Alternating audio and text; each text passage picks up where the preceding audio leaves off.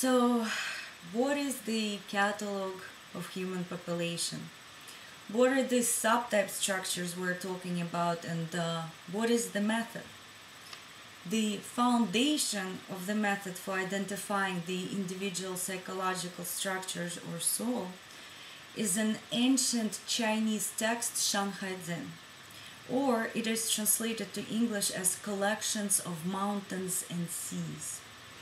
Basically, it is a book which describes different types of mountains and seas. For example, each mountain has its own landscape. There is a unique terrain for each mountain, certain minerals and soil. There are specific plants and animals which inhabit this mountain. There are like weird creatures which live there, like some sort of bestiary. Fascinating stuff, actually.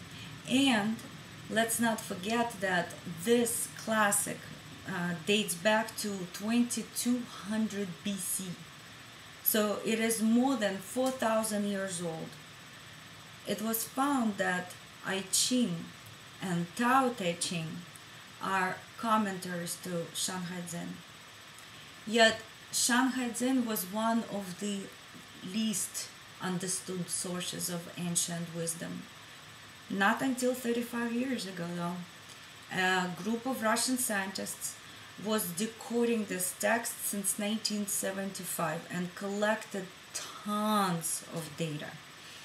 And they concluded that Shan Hai Jing is nothing else but the catalog of human population. So, what would you ask? All these mountains and all the more soulless weird creatures have anything to do with us humans? Well, let me share what was proved after this decades-long research. And the scientists, they surely love analysis and solid proof, so let's hear their conclusion. The catalog describes humanity as a biological population, and it identifies 293 subtype structures based on the phenological principle. So I think all of you remember from your third grade biology class that, what the population means. But what is the science of phenology? So I have an official definition here. So phenology is the study of periodic plant and animal life cycle events and how these are influenced by seasonal and interannual variations in climate. That is why it is important to remember that the key to the description of one or another subtype structure is the date of birth. Please don't confuse with astronomy, astrology, and so on, since in this method the date of birth is important as a point in the phenological cycle. If you look around you and pay some attention, you would most certainly notice that all bioforms such as plants, birds, insects, or wild animals appear at certain time in the natural cycle. Alfred Brehm, the famous German zoologist at the beginning of last century, stated that each type of living organisms comes to the natural world at times strictly allocated to it. So, rabbits give birth to their offspring at the end of April, beginning of May. Deers in May, June. Seals in March, April. So if you go to the ocean, you'll see a bunch of baby seals out there. Or wait a little bit till summer, they're going to be more.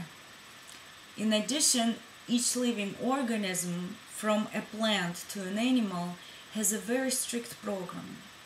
Everything in their lives, from nutrition and habitation to the method of hunting and bringing up offspring, is strictly programmed. So, how does a human being differ?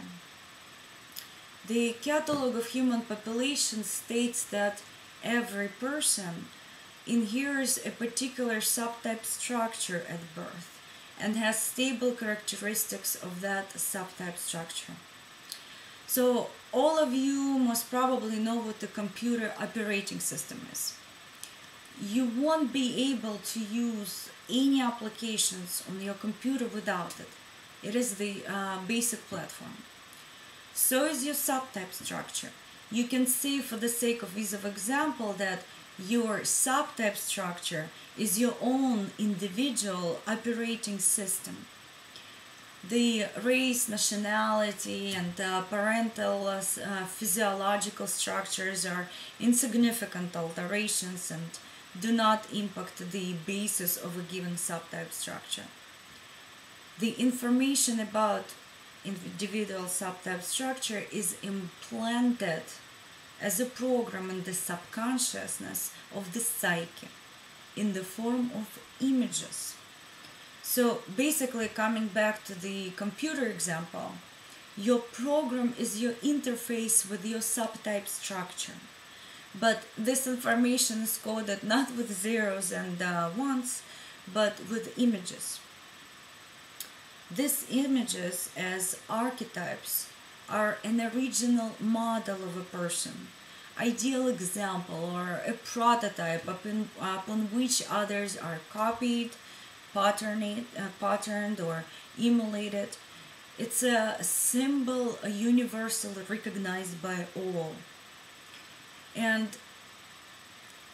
what do we all see around us? What is this original language our subconsciousness understands? Correct, natural imagery. The analogs of these images are animals, plants, minerals, and everything from the natural world around us. That is why the majority of imagery from Shan Hai Jing is taken from nature. Unlike animals, a human being has a more complex program with a wide spectrum of attributes. These attributes are expressed by multiple images or by one collective image chimera, which encompasses parts of multiple beings. Perhaps it is not by accident that there are a lot of chimeras in mythologies or of different cultures. These creatures possess parts and qualities of different animals and are told to have unique abilities. So, program is a set of images. Excuse me for a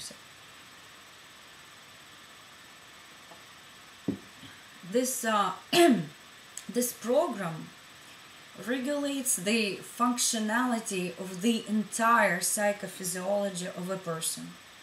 Thus, not only the psychological reactions, but also how a particular person carries out the physical function.